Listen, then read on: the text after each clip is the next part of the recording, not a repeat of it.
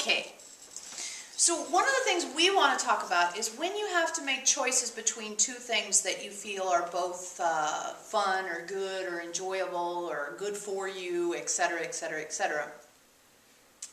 Again and again and again and again and again, ask yourself, what's the most loving act? Why do you want to do one? Why do you want to do the other? Yes, they're both fascinating. Yes, they both seem fun. Yes, they both seem interesting. But we think if you focus on what's the most loving thing for me, you'll find that it will help you discern what comes next. And because when you focus on what's loving to me, you give yourself the opportunity to be very conscious and very focused, we think that'll help you as well. Because part of what happens is you get all these things you're fascinated about, but sometimes you're fascinated about them for reasons that aren't exactly the most high vibrational. Like, I want to go on a walk so that I'll be healthy. Okay, back up. Let's not have equal signs here. Let's look at why you want to go on a walk. Or you know, I want to go out in the garden, or I want to spend time doing whatever else creative you like to do. Just quickly analyze what it is that you actually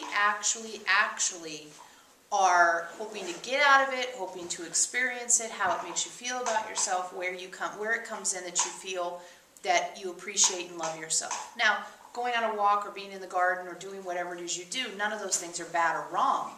But it will help you discern what you want to do in this moment if you look at it from a position of, how does it help me love myself?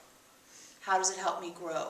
So that when you're doing it, when you get time or you get around to it, and you finally do it, when you do it, you're also infusing those moments with that consciousness. Rather than just, oh, I'll go on a walk because I need to walk today. It's infusing the walk with consciousness because you've taken that extra moment to inquire within yourself as to why you want to do it, what it's going to give you. This is again that thing of taking responsibility for your reactions to your creations. Well, asking yourself, what are my reactions to my creations, is one of the steps of taking responsibility for your reactions to your creations. Actually knowing you're having one is probably the first step. And then taking responsibility for it, that's sort of the order of events we'd like to see you guys in. Because the opportunity is really coming to live from your soul's perspective. And in order to have the infrastructure within you built up to handle that extra flow of information and energy, it really helps to have that pre-programmed idea of contemplating, reflecting, and being aware of each moment in a new way. And one of the best ways to do that is to ask yourself, is this a loving act?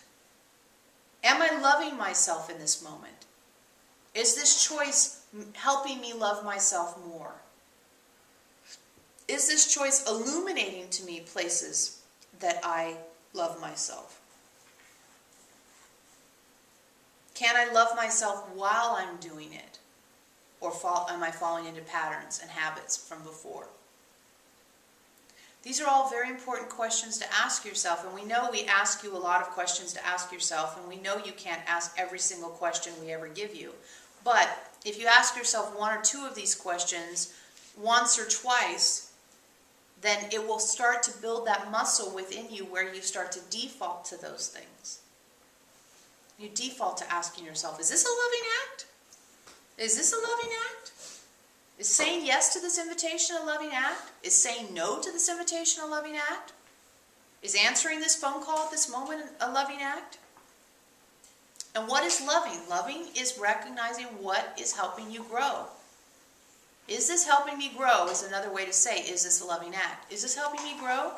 Is this helping me transform triggers? Is this allowing me to become more of who I know I can be? Is this breaking habits? That's another way to say, is this a loving act? Is this being kind to me? Is this being generous to me? Is this being supportive to me? Is this helping me to feel more of the truth of who I am? Is this helping me live and emanate the truth of who I am? Those are all kinds of things you can contemplate when considering any decision. even a decision between two fun things. Which one is kindness? Which one is love? Or another way to say it is, can I do this thing with kindness and love to myself?